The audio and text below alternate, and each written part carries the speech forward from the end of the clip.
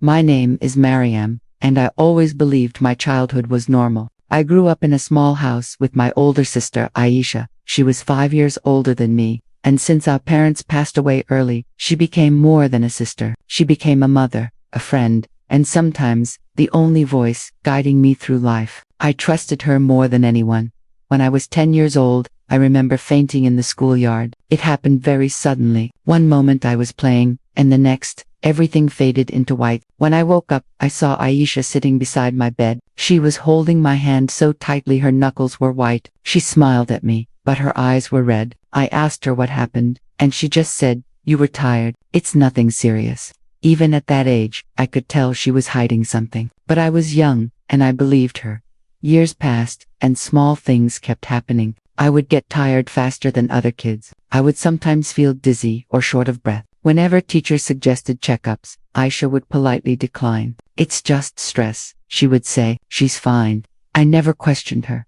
One rainy evening, when I was 17, I got sick again. The sound of the rain hitting the metal roof felt like drums in my head. I could barely stand. Aisha took me to the clinic, whispering prayers under her breath. The doctor asked us many questions, but Aisha answered quickly, sometimes too quickly. When he mentioned a medical test, she refused again. I tried to speak, but she squeezed my hand, silently asking me to stay quiet.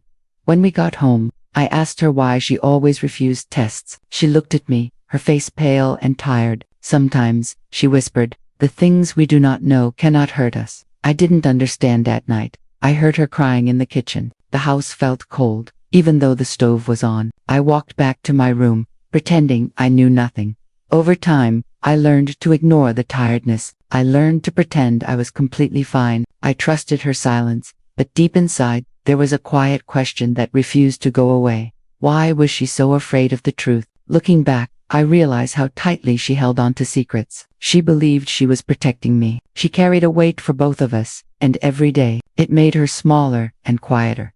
Tonight, as I begin to tell this story, I can still see her shadow standing by my bedside, whispering, "You are fine."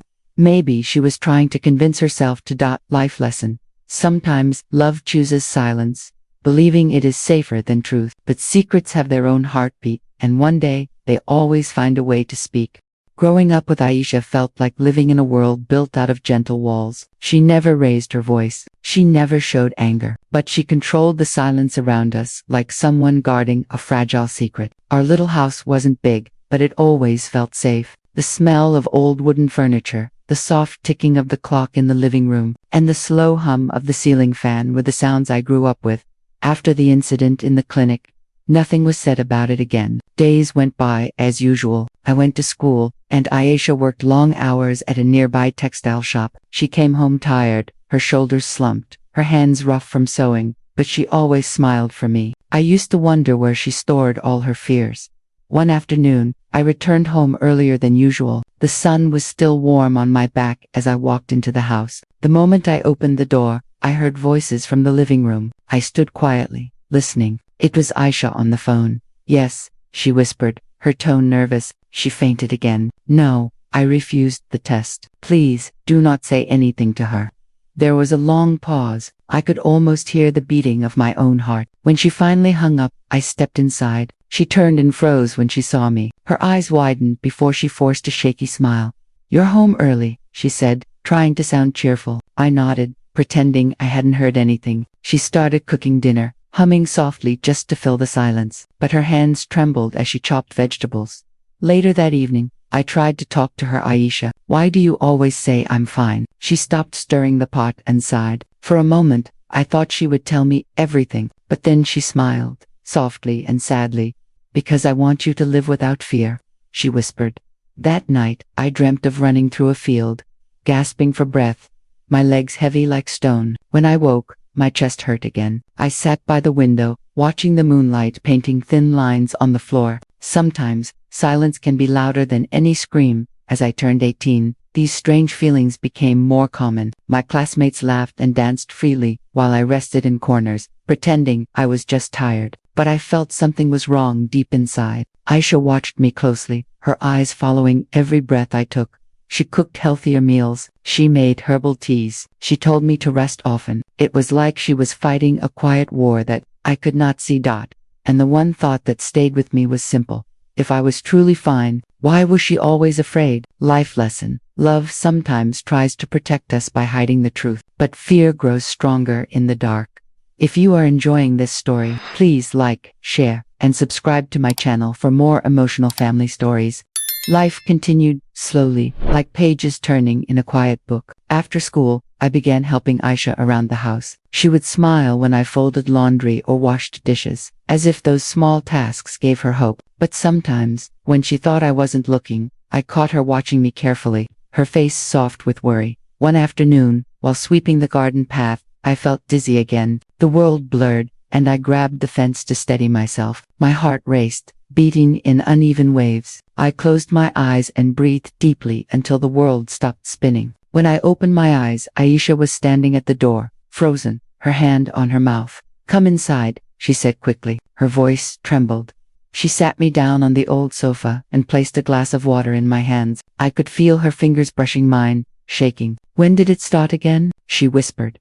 "I do not know," I answered softly. "Maybe last week." Her shoulders slumped, as if the weight she carried had suddenly doubled. She took a long breath, and for the first time, I saw something in her eyes that scared me more than fainting pure helplessness. That evening, she cooked dinner in silence. The only sound was the soft boiling of soup. At the table, I asked quietly, "Aisha, am I sick?" She looked up too quickly, shaking her head. No, you worry too much." But her smile didn't reach her eyes. It was like a mask slipping out of place. Late that night, I woke up thirsty. As I walked toward the kitchen, I heard whispers. Aisha on the phone again. "Yes, the symptoms are worse." "No, she does not know. I cannot tell her yet. She deserves a normal life." I stopped breathing for a second. Then, slowly, I stepped back into the shadows. The next day at work, Aisha seemed distracted. When she returned home, she placed an envelope on the table. It had my name written on it, in her delicate handwriting. "What is this?" I asked, curious. She hesitated. "Just something I want you to read someday," she said. "Not now." Her voice shook on the last words. I placed the envelope in my drawer, promising myself I would respect her wish. But every night, I lay awake, thinking about it. Something inside me whispered that there were answers behind that piece of paper. Weeks passed. My condition didn't improve. Sometimes, my fingers tingled. Sometimes, my chest tightened. But every time I tried to ask, Aisha would place her hand on my head and whisper, "Live your days happily, Mariam." Not every question needs an answer, but answers always find their way. One evening, after dinner, she looked at me very carefully, as if memorizing my face. It made my heart ache. "Are you okay?" I asked. She nodded, but tears glimmered in her eyes. That night, something inside me whispered louder than ever, "She is running out of time to hide the truth." Life lesson: silence is gentle, but it cannot hold back the tide forever. The truth waits, patient and quiet, until the heart is ready. My 19th birthday arrived quietly, without music or celebration. Aisha baked a small cake, just like she did every year. We sat at the little dining table, and for a moment, everything felt peaceful. But when I blew out the candles, I noticed her eyes shining with tears. She quickly wiped away. I tried to smile, but something heavy settled in my chest.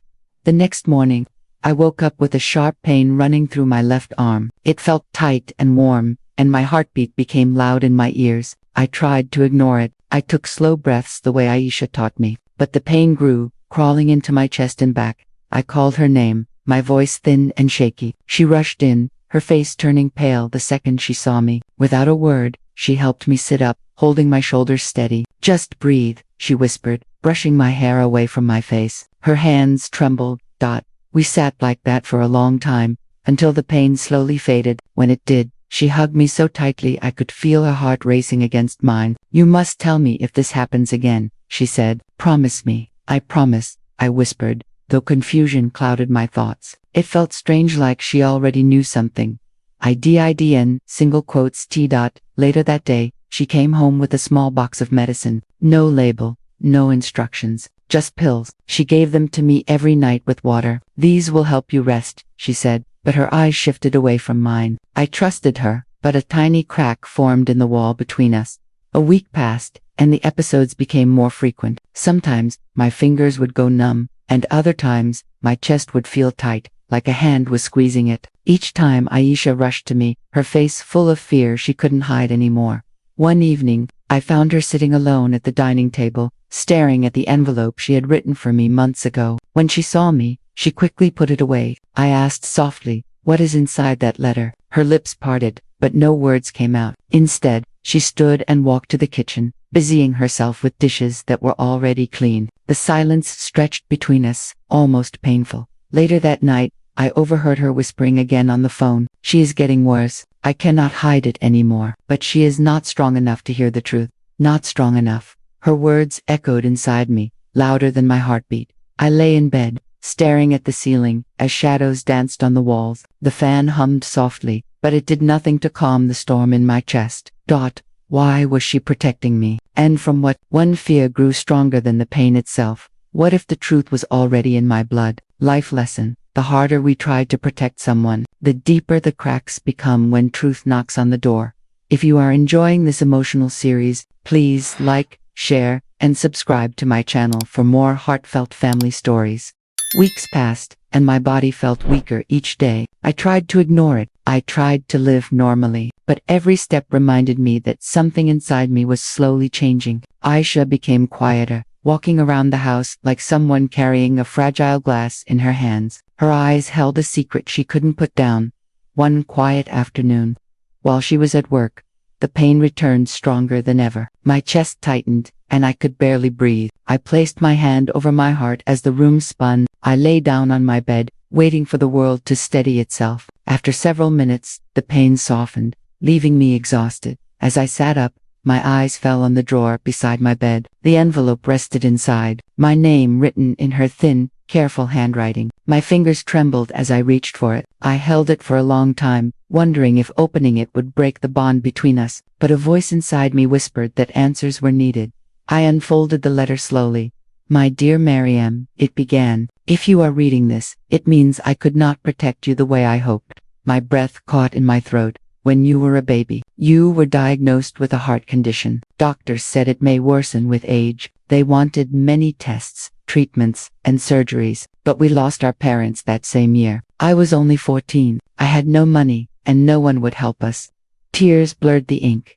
"I refused the tests because I feared they would take you away. The hospital, the orphanage, strangers. I thought love could protect you better than medicine." My heart pounded painfully. "I watched you grow, hoping your symptoms would disappear. But they didn't. Every fainting spell, every short breath, I carried it with me. I told you, you were fine, because I wanted you to live without fear." I covered my mouth, trying not to cry. "And every day, I prayed that your heart would stay strong." At the bottom of the letter were 3 small words: "Please forgive me." The room felt still, like time had stopped. I pressed the paper to my chest and cried softly. I was angry, and yet, I wasn't. Because her fear came from love. Hurtful, heavy love. When Aisha returned home, she saw the letter in my hands. Her legs gave way, and she sank to the floor, covering her face. "I am sorry," she whispered again and again, tears flooding her cheeks. I knelt beside her, holding her shaking shoulders. For the first time, she wasn't the strong older sister. She was just a girl who had tried to hold the world together with her bare hands. "I forgive you," I whispered. Her body collapsed into me, and we cried until the sun slipped below the horizon. In that moment, the silence between us finally broke. Life lesson. Sometimes the truth hurts, but silence can wound even deeper. Love must speak, even when the words tremble. The morning after I read the letter, the house felt heavier, like the walls were weighed down with old memories. Aisha woke up before sunrise. I heard her footsteps pacing the kitchen, the soft clinks of cups, the whisper of her sighs. When I entered, she stopped moving and looked at me with tired eyes. "We are going to the hospital today," she said. Her voice was gentle, but it carried no room for argument. I nodded, even though fear tightened my throat. She placed her hand on my shoulder. It was warm, trembling slightly. "Thank you," she whispered, as if deciding to tell the truth was a gift I had given her. We prepared quietly, careful with our movements, like we might wake something fragile sleeping inside the house. On the bus ride, I watched the roads blur outside the window. The city seemed louder, brighter, and uncaring. People laughed, talked, and hurried to their destinations. Unaware of the storm inside my chest, Aisha sat beside me, her fingers intertwined with mine. She was silent, but her thumb gently traced circles on my hand, comforting me the way she had when I was a child. At the hospital, white walls stretched like long corridors of hope and fear. A nurse asked for details, and Aisha spoke with a mixture of confidence and worry. We were led into a room with machines that beeped softly, wires gently glowing like small lights in the dark. As doctors attached sensors to my chest, I closed my eyes. I could hear my heart on the monitor, slow, then fast, then slow again. The sound felt too loud. I saw Aisha watching from the corner, hands clasped tightly together, her lips moving silently in prayer. Hours passed like minutes. More tests, more questions, more quiet nods. Finally, a doctor sat down with us. His eyes were kind, but serious. "You have a condition that affects the rhythm of your heart," he explained. "It can be managed, but it requires treatment and careful monitoring." I swallowed hard. The fear I had carried for years finally had a name. Aisha's shoulders shook as she listened. She blamed herself again and again, but the doctor gently stopped her. "You did what you could," he said softly. "Now we move forward." We left the hospital with a folder full of prescriptions, appointments, and warnings. Outside, the sky had turned gray, clouds rolling in like they knew our secret. On the bus ride home, I rested my head on Aisha's shoulder. She brushed her fingers through my hair. "I thought I could protect you with love," she whispered, voice breaking. But I was wrong. I held her hand tightly. "You protected me from fear," I replied. "Now we will face the truth together." For the first time, the silence between us felt peaceful. Life lesson.